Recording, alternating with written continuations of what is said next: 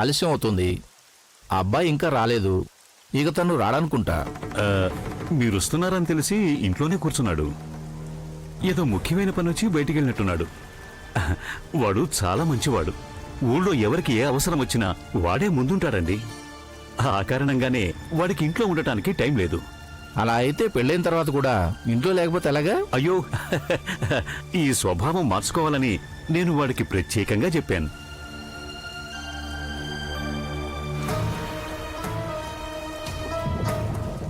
ఎందుకు కంగారు పడుతున్నారు?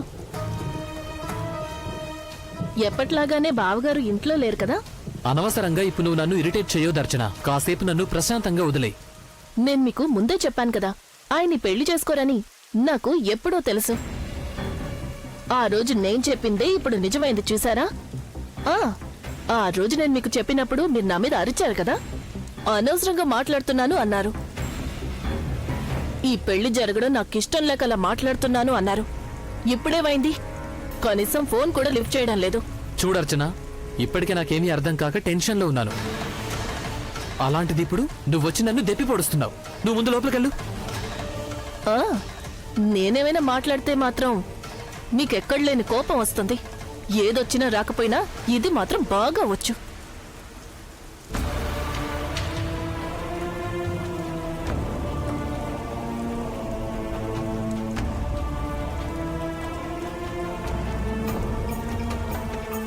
చూడండి, నా కోసం కొంచెం మంచినీళ్ళు తెప్పిస్తారా? నేను ఈ టాబ్లెట్ వేసుకోవాలి. అలాగేనండి, ఇప్పుడే తెప్పిస్తాను.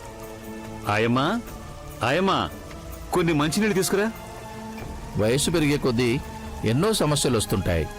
ఆ తర్వాత మనందరం బతుకున్నంత కాలం మందులు వేసుకోవాల్సిందే. వీటిని సరైన సమయానికి ఎక్కడున్నా వేసుకోవాల్సిందే, లేకపోతే అంతే. నాకు మంచినీళ్ళు కావాలి. ఆయమ్మా, ఆయమ్మా, అందరూ ఏమైపోయారు?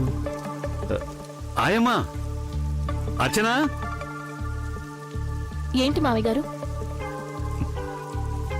మీరందరూ అసలు ఎక్కడున్నారు? అసలు ఇక్కడ ఏం జరుగుతోంది? నాన్న, అది ఫోన్. నువ్వు నీ ఫోను ఎప్పుడు అదే పట్టు కూర్చుంటావు. అసలు ఆయమ్మ ఎక్కడా? ఆయమ్మ బయటకెళ్ళింది నాన్న, వచ్చేస్తుంది. గంగ ఎక్కడుంది? చాలాసేపటి నుంచి తను కనిపించడం లేదు. గంగా పైనుంది మావయ్య గారు, పిలవమంటారా? వద్దు, ఆయన ఏమో మందులు వేసుకోవాలని మంచినీళ్ళు అడిగి చాలాసేపు అయింది తెలుసా నీకు? మంచినీళ్ళు తెచ్చివ్వడానికి ఇక్కడ ఎవరూ లేరు. ఇప్పుడే తీసుకొస్తాను. ఎక్కడున్నాడు మీ అన్నయ్య? అది నేను ట్రై చేస్తూనే ఉన్నాను. ముందులాగా పారిపోయాడు కదా? తోటలోకి వెళ్ళుంటాడని పిలుచుకొస్తానని ఆయమ్మ అక్కడికి వెళ్ళింది. ఈ వయసులో కూడా మీరందరూ నన్ను ప్రశాంతంగా ఉండనివ్వకుండా చేస్తున్నారు.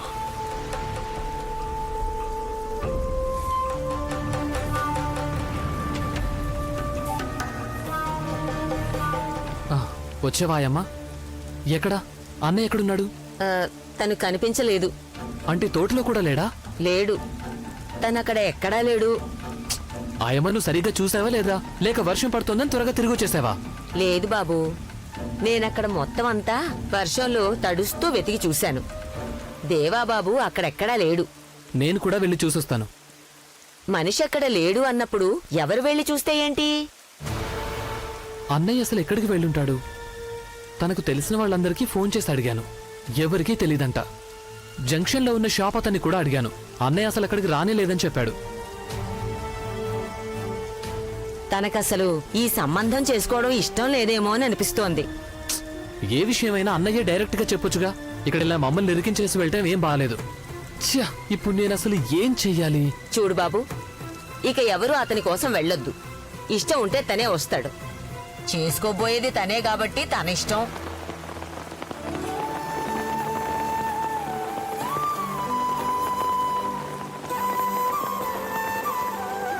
సార్, ఏంటి చెప్పండి. నేను ఒక విషయం అడుగుతాను, మీరు నిజం చెప్పాలి. ఏంటో అడగండి. మిమ్మల్ని చూసుకోవడానికి మీ ఇంటికి పెళ్లి వాళ్ళు వచ్చారు. మరి మీరు ఇంట్లో ఉండకుండా ఇక్కడేం చేస్తున్నారు? నాకు పెళ్లి చేసుకోవడం అంటే ఇష్టం లేదు. ఆ పెళ్లి చేసుకోవడం ఇష్టం లేదా, లేక అసలు పెళ్లి అంటేనే ఇష్టం లేదా?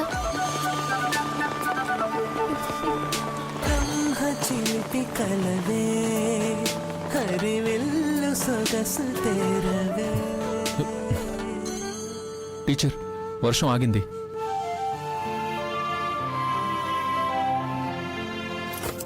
లెటర్ గురించి కామేశ్వర్తో నేను మాట్లాడతాను. ఇక మీరు వెళ్ళండి. నిజంగానే నేను కామేశ్వర్తో మాట్లాడతాను. దయచేసి వెళ్ళండి.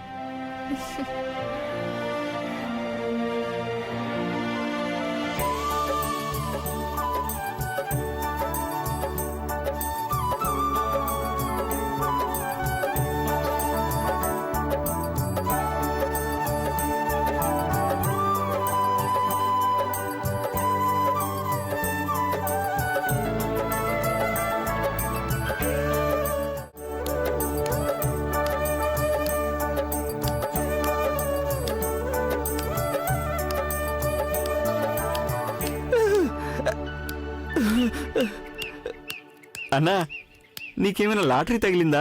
చాలా సంతోషంగా ఉన్నావు.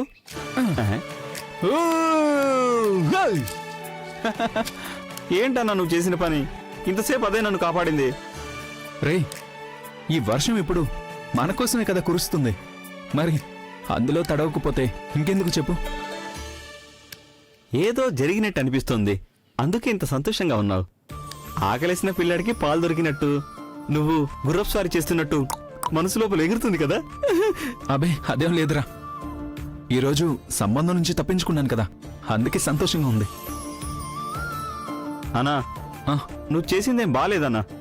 ఏది ఏమైనా నాన్నకి విష్ణు అన్నకి పెళ్లి కొప్పుకుంటున్నానని చెప్పి ఇప్పుడు ఇలా పారిపోయి రావడం ఏమీ బాలేదు. ఇప్పుడు నన్నేం చేయమంటావు? ఆ పెళ్లి చేసుకోవడం నాకు ఇష్టం లేదు. ఈ రోజే పెళ్లి చేసేయడానికి వాళ్ళు ఇక్కడికి రాలేదుగా. ఈ రోజు వాళ్ళకి కనిపించేస్తే తర్వాత ఏం చేయాలో ఆలోచించొచ్చు. అమ్మాయిని చూశాక ఆ అమ్మాయి నీకు నచ్చలేదంటే సరిపోతుందిగా. రే, అలా చేయడం అనేది తప్పురా చిన్న. ఆ అమ్మాయి మనసు బాధపడుతుంది కదా. మన వల్ల అనవసరంగా ఇంకొకళ్ళు ఎందుకు బాధపడ్డాం? ఓ, ఎవ్వరు బాధపడకూడదని ఇలా చేస్తున్నావా? ఎవరో తెలియని ఆడపిల్లని బాధ పెట్టడం నచ్చదు. సొంత నాన్నని తమ్ముణ్ణి బాధ పెట్టడం గురించి అసలు ఆలోచించవు. చాలా బాగుంది నీ న్యాయం. నేనేం చేయాలో నువ్వే చెప్పరా. ఇప్పటికైనా నువ్వు ఇంటికెళ్ళన్నా. ఆ పెళ్లి వాళ్ళు ఈ పాటికి వెళ్ళిపోయి ఉంటారు. చాలాసేపు అయింది కదా. వెళ్ళు, వెళ్ళి అయ్యగారితో మాట్లాడు. పెళ్లి సంబంధం వాళ్ళు ఖచ్చితంగా వెళ్ళిపోయి ఉంటారుగా. చెప్పు. అన్నా, తిరువనంతపురం నుంచి వచ్చారు కదా, తిరిగి వెళ్ళాలిగా. వాళ్ళు ఎప్పుడూ వెళ్ళిపోయి ఉంటారు. సరేరా. హ్మ్. అన్నా, ఏంట్రా? నీకోసం ఇక్కడికి మన స్కూల్ టీచర్ వచ్చింది. నువ్వు చూసావా? లేదు, చూడలేదు. ఆ, మరి ఆవిడెక్కడికి వెళ్ళింది? దాని గురించి నేను నీతో కాస్త మాట్లాడాలి. ఆ? ముందు నేను ఇంటికి వెళ్ళొస్తాను. అయితే నువ్వు చూసావన్నమాట. ఇప్పుడు నాకు అర్థమైంది నీకు లాటరీ తగిలినంత సంతోషంగా నువ్వు ఎందుకున్నావో అని. అన్నా, నాకు అర్థమైపోయిందిలే. ఆయమ్మ కూడా అందుకే అలా వెళ్ళిపోయి ఉంటుంది.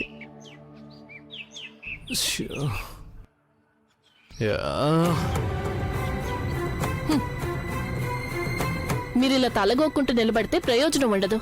ఈ పెళ్లి జరిగే అవకాశం ఉండదని నేను మీకు ముందే చెప్పాను కదా, కానీ వినిపించుకోలేదు. అందుకే నేను చెప్పినట్టు చెయ్యండి. నువ్వు మాట్లాడి చూస్తుంటే అన్నయ్యకి ఈ పెళ్లి జరగకూడదని నువ్వే దాచిపెట్టావనిపిస్తోంది. ఆ తర్వాత ఏమైనా జరిగితే నేను మీకు అసలు ఏవీ చెప్పలేదని మీరు నా మీద దగ్గర కొడదు కదా. మీకు నా గురించి తెలీదా? తెలివైన దాన్ని. నేను మీలాగా కాదు. ఈ విషయం గురించి మీరే ఒకసారి ఆలోచించండి. పెళ్లి చేసుకోను, బ్రహ్మచారిగా ఉంటాను అన్నారు. ఆంజనేయ స్వామికి పూజ చేస్తారు దేవాబావగారు. అటువంటి వ్యక్తికి మీరు పెళ్లి చెయ్యాలి అనుకుంటే ఆంజనేయ స్వామికి కోపం రాదా? ఈ పెళ్లి జరగకపోవడమే మంచిది. దేవుడు తలుచుకుంటే ఈ పెళ్లి జరగడం ఎంతసేపు చెప్పండి. పెళ్లి జరిపించాలి అని ఆలోచన వచ్చినందుకే దేవుడికి కోపం వచ్చింది. అందుకనే మొదట్లోనే ఈ సంబంధానికి ఆటంకాలొచ్చాయి. నేను చెప్పిన దాని గురించి ఆలోచించండి.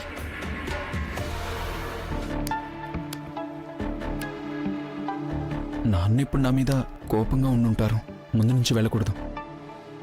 వెనక వైపు నుంచి ఎవరో చూడకుండా వెళ్తాను. ఆయమ్మ అయితే పర్వాలేదు.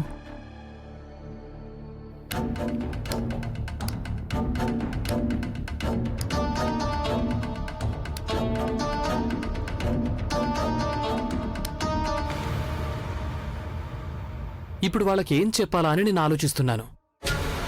దానికి ఇంతగా ఆలోచించాల్సిన అవసరం ఏముంది? బావగారు పొలానికి వెళ్లారు, రావడానికి రాత్రైపోతుంది అని చెప్తే సరిపోతుంది కదా. పెళ్లి సంబంధం కోసం వచ్చిన వాళ్ళని అవమానించి పంపించమంటావా అర్చన? ఇప్పుడు అసలు ఈ సంబంధమే వద్దని మనం వాళ్ళకి చెప్పడం లేదుగా. ఈసారి మనం దేవబావగారిని తీసుకుని పెళ్లి చూపులకు వస్తామని చెప్పండి. అప్పుడు ఏ గొడవ ఉండదు కదా. ఇప్పుడు నువ్వేమంటావు? అన్నయ్య ఇప్పుడు ఈ పెళ్లి చూపులకు వస్తాడనుకుంటున్నావా? 2 రోజుల తర్వాత అమ్మాయిని చూడటానికి రావట్లేదని ఫోన్ చేసి చెప్పేద్దాం. అంతటితో ఈ పెళ్లి సంబంధం క్లోజ్. కానీ నాన్నగారు ఏమనుకుంటారు చెప్పు? దీని గురించి మావయ్య గారు ఏమనుకున్నా పర్లేదు. ప్రస్తుతం తప్పించుకోవడానికి ఇదొక్కటే దారి. ఇక మీరు వెళ్ళండి. సరేలే, ఇది తప్ప వేరే దారి లేదనిపిస్తోంది.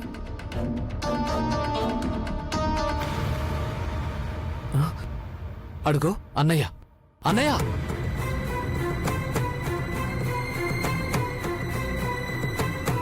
నువ్వెక్కడికి వెళ్ళిపోయావు అన్నయ్య? పద వెళ్దాం.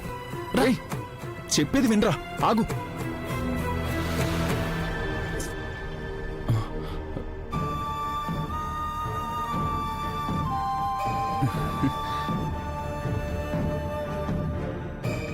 నాన్నగారు, అన్నయ్య వచ్చాడు.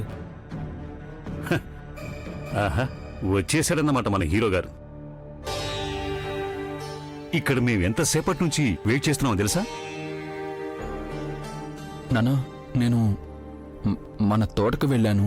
ఒకటే వర్షం పడుతుంటే. చాలు చాలు, మొత్తానికి వచ్చేసావుగా. ఈయన అమ్మాయి మేనమామ, ఈయన నాగపట్నంలో ఉంటారు. ఆయనేమో అన్నగారు, ఈవిడేమో ఆయన గారి భార్య. గల్ఫ్లో ఎన్నో సంవత్సరాలుగా ఉంటున్నారు. వాళ్ళకి అక్కడ పెద్ద వ్యాపారం ఉంది. కూర్చోండి దేవా.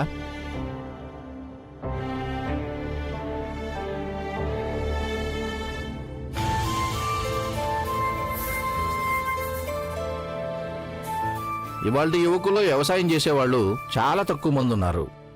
మీరలా కాదు, సంతోషం. 4వ క్లాస్ చదువుకున్న చిన్నపిల్లాడికి కూడా వ్యవసాయం అంటే లోకువైపోయింది. వ్యవసాయం లేకపోతే మనిషి ఎలా బతుకుతాడు? వాళ్ళు దేవాన్ని చూసి నేర్చుకోవాలి. మన దేవా చాలా మంచి పని చేస్తున్నాడు. మా అమ్మాయికి వ్యవసాయం అంటే అంతగా ఇష్టం లేదు. ఎప్పుడు చూసినా చదువు చదువు అంటుంది.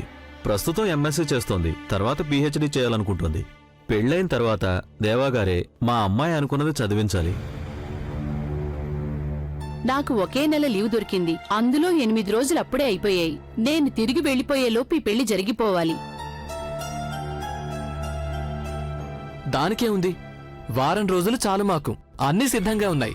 వారంలో అన్నీ పూర్తయిపోతాయి. దేవాగారు ఉద్యోగం చేయాలనుకుంటే గల్ఫ్ కంట్రీస్కి రావచ్చు. బాగా చదువుకున్న వాళ్ళకి అక్కడ మంచి మంచి ఉద్యోగ అవకాశాలున్నాయి. నేననేది వెంటనే ఉద్యోగం చేయాలని కాదు.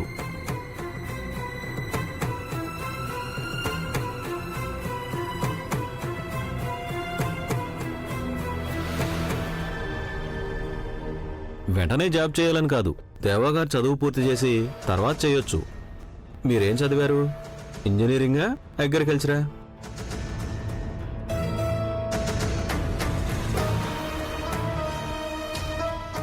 దేవా ఎందుకని అలా ఉన్నాడు?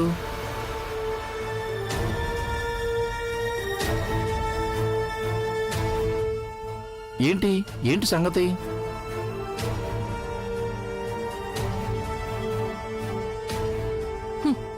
చెప్పండి, మీరెంతవరకు చదువుకున్నారు? అన్నయ్య అసలేమీ చదువుకోలేదు.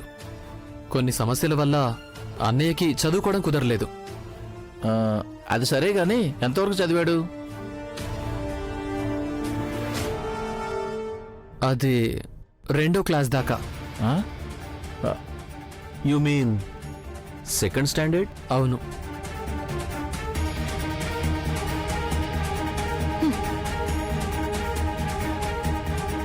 ఏంటి 2వ క్లాసా?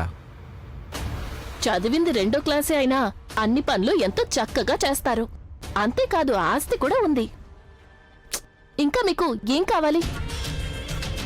ఆస్తి అనేది ఎప్పటికైనా పోవచ్చు, కానీ చదివిన చదువు మాత్రం ఎన్నటికీ వృధా కాదు. అన్నింటికంటే చదువే ముఖ్యం. చదువుంటే ఏదైనా సాధించొచ్చు. అవును, ఈ రోజుల్లో చదువు లేకపోతే బ్రతకడం అనేది చాలా కష్టం కదా. ఛే, ఎంత దూరం రావడం వేస్ట్. రోజంతా వృధా అయిపోయింది.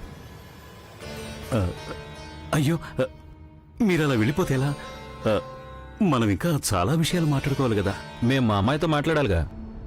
మమ్మల్ని అనవసరంగా ఇబ్బంది పెట్టకండి. మీరు అనవసరంగా ఇబ్బంది పడకండి. నాకు అసలు ఈ పెళ్ళే ఇష్టం లేదు.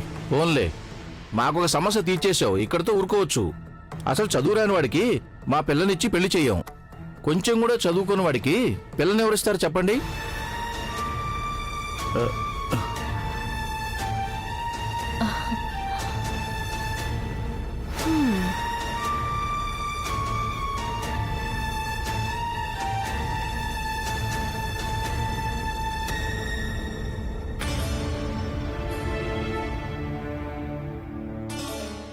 ఇంత పెద్ద ఊర్లో పిల్లలకు చదువు చెప్పించడానికి స్కూల్ కట్టించిన మీరు మీ సొంత కొడుకునే చదివించలేకపోయారంటే పెళ్ళవడం అనేది కష్టం.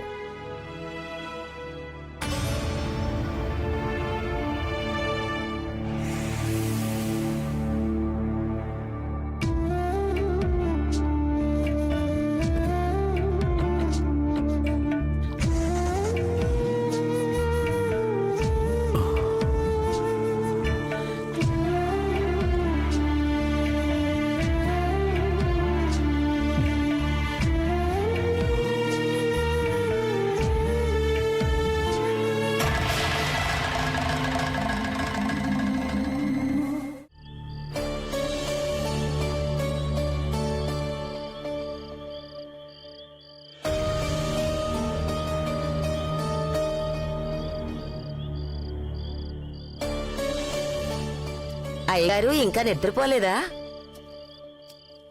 ఏం చేయమంటావాయమ్మా? నిద్ర పట్టాలంటే మనసుకి ప్రశాంతత అనేది ఒకటి ఉండాలి కదా. దేవాబాబు పెళ్లి గురించి అంతగా ఆలోచించక్కర్లేదు. అది కాదు ఆయమ్మా, ఇన్ని రోజులు పెళ్లికి వద్దన్నవాడు పెళ్లికి ఒప్పుకున్నందుకు చాలా సంతోషించాను. కానీ చివరికి వచ్చిన సంబంధం ఇలా అయిపోయింది అని నా బాధ. ఆ సంగతి మర్చిపోండి, వేరే సంబంధం చూడండి. అది కాదు నా బాధ ఆయమ్మా. ఆ పెద్దాయన వెళ్తున్నప్పుడు ఆయన నా ముఖం వైపు చూసిన తీరు నాకు అర్థమైపోయింది. ఊళ్ళో పిల్లల్ని చదివించటానికి స్కూలు పెట్టిన మీకు మీ పిల్లవాణ్ణి చదివించాలని అనిపించలేదు కదా అన్నాడు. నిజానికి ఆ మాట నా గుండెల్లో బల్లెలా గుచ్చుకుంది. ఆయన అన్న దాంట్లో తప్పే ఉంది. ఒక్కరోజు కూడా వాడిని చదువుకోమని చెప్పలేకపోయాను. వాడి భవిష్యత్తుకు చదువు ఎంత ముఖ్యమో నేను తెలుసుకోలేకపోయాను. ఫలితంగా వాడికి పెళ్లి చేద్దామంటే ఇప్పుడు పిల్ల కూడా దొరకటం లేదు. ఇదంతా ఆలోచిస్తుంటే వాడు జీవితాంతం బ్రహ్మచారిగా ఉండాల్సి వస్తుందేమో అనిపిస్తోంది. అవన్నీ ఆలోచించకండి, అన్నీ మారతాయిలేండి. ఆయమ్మా, చదువు సంధ్య ఏమాత్రం లేని ఒక కొడుకును తయారు చేశానని నేనే లోపల ఇంతగా బాధపడుతూ ఉంటే వాడెంత బాధపడుతున్నాడో నాకు అర్థమవుతుంది. నిజం చెప్తున్నాను, వాడిలా తయారవటానికి కారణం ఒక్కోసారి నేనేననిపిస్తోంది ఆయమ్మ. అవునాయమ్మా, అందుకనే వాడి ఆశలు కోరికలు అన్నీ చంపుకుని నా కొడుకు ఇంతకాలంగా బ్రహ్మచర్యమని హనుమంతుని వ్రతమని తప్పించుకుంటూ ఉన్నాడు. అలాంటి వాడి నిర్ణయాన్ని నేను ఎలా అని తప్పు పట్టగలను? ఇకపై ఆ ఆంజనేయ స్వామి వాడికి దారి చూపించాలి. అలాంటి మంచి మనసున్న వ్యక్తులకి దేవుడే మార్గం చూపిస్తాడు. పరిస్థితులన్నీ కాలంతో పాటు మారతాయి. దైవాన్ని భక్తితో నమ్మిన వాడికి మంచే జరుగుతుంది. దాని గురించి ఎక్కువ ఆలోచించి బాధపడకండి. మీరు లోపలికెళ్ళి హాయిగా నిద్రపోండి. ఈశ్వర కటాక్షం ఉంటే అంతా మంచి జరుగుతుంది. ఆ మంచి రోజుల కోసం ఎదురు చూద్దాం.